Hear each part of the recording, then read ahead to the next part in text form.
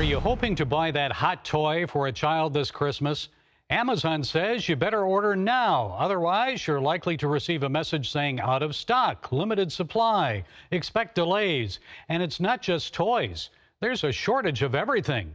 Here to explain why this is happening and what we can do about it is Financial Issues National Radio and TV host Dan Celia. Dan, it's been a while, but we couldn't let this one get away without talking to you. So why is our supply chain in such a mess?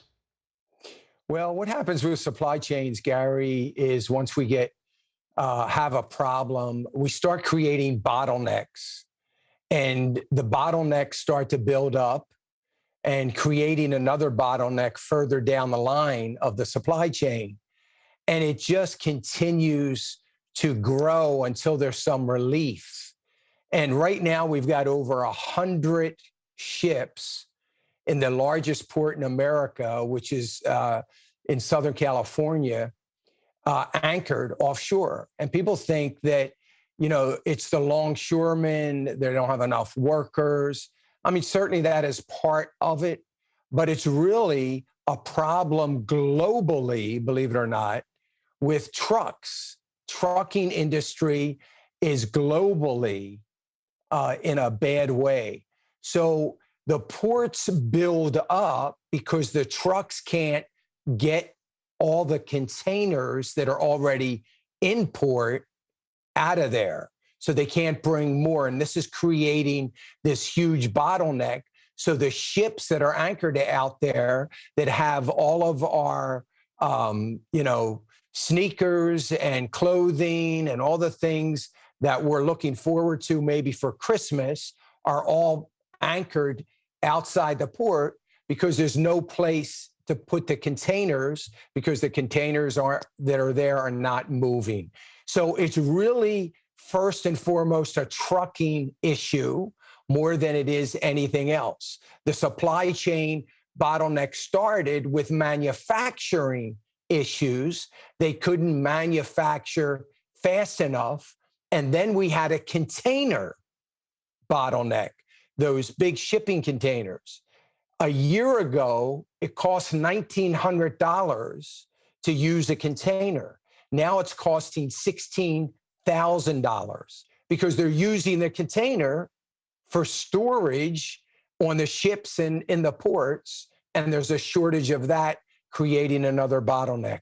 Listen, this is all started gradually through the pandemic.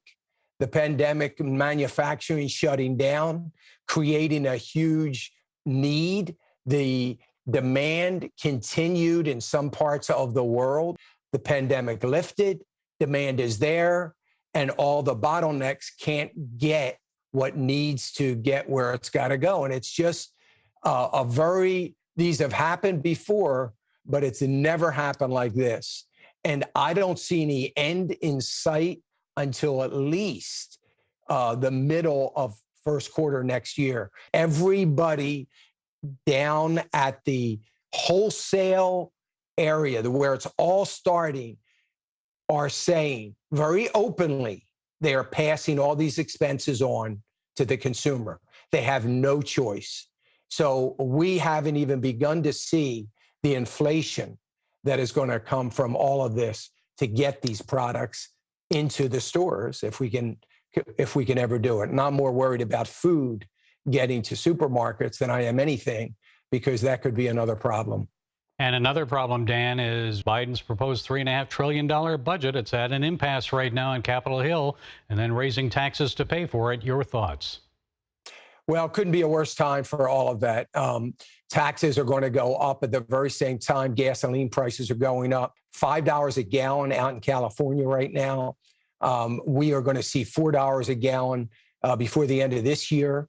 It is going to start going up dramatically. Inflation and monetary policy being squeezed by more and more debt is not the answer. We have an administration that really believes, at least they seem like they do, it's hard to believe they believe it, that we can get prosperity and an economy flowing by spending more money. Wouldn't it be wonderful if you and I could get a richer household by spending more money? The government just keeps on spending, just do more and more. So Dan Celia, Financial Issues National Radio and TV host. It's always good talking with you.